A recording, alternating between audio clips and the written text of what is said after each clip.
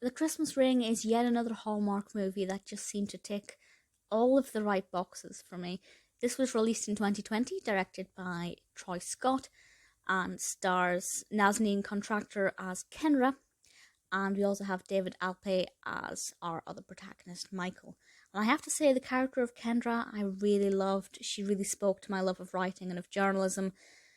That is something that definitely drove this narrative forward for me. And there is also one thing in this that I'm so pleased they didn't do, and I will talk about that at the very end because I don't want to give any spoilers at all.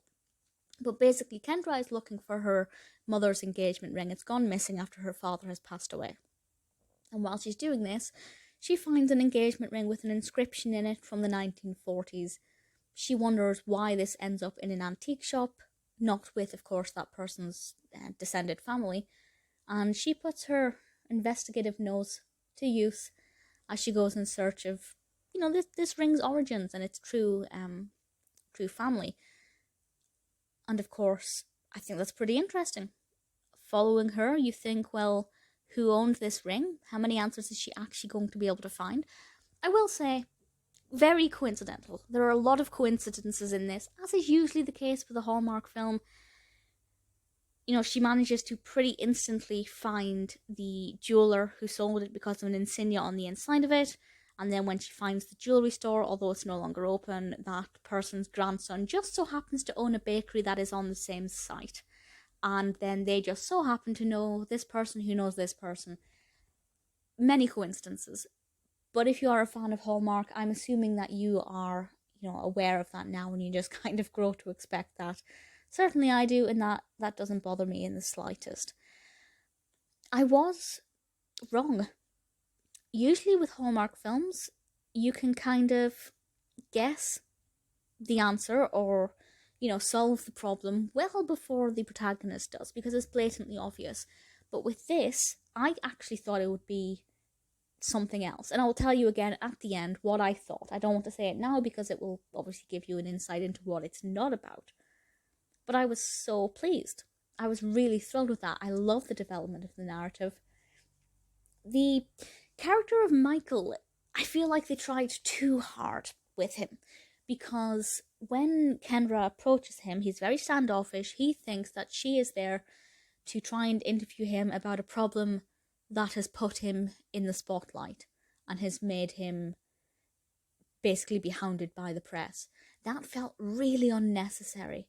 I understand why they did it, because it then led back to something that's happening with Kendra's employment at the website for which she works. It does kind of tie everything together, but I feel like it wasn't necessary.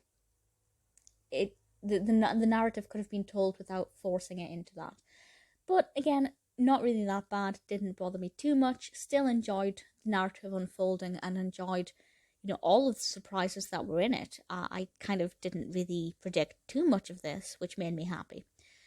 Very festive to a degree. The town is preparing for Christmas, so there are a lot of Christmas vibes going on. There is a Christmas party, but it's not abundantly Christmassy. It's not full of carols and gift wrapping and department stores. So if you're looking for that kind of Christmas film, maybe not the right Hallmark film. But thankfully there are many other Hallmark Christmas films that I could recommend that would fit the bill for you. But this is a very sweet story. Very unpredictable in certain ways. With regards to the boy meets girl, will they, won't they aspect of it, I won't say any more than that. But I really thoroughly enjoyed this. There wasn't anything about it that I thought didn't really work. Start to finish, I was pretty hooked on the narrative and the mystery, and I wanted to know what happened. So the two spoiler things. What I thought was going to happen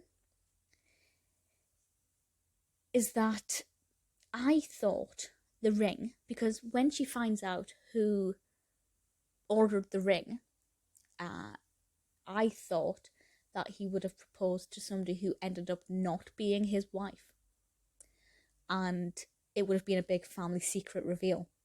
And I think that would have been great, and I would have liked that if they'd done that. But it's not. Honestly, the narrative that unfolded wasn't quite as shocking or as suspenseful, but it was sweet. It had a really good message.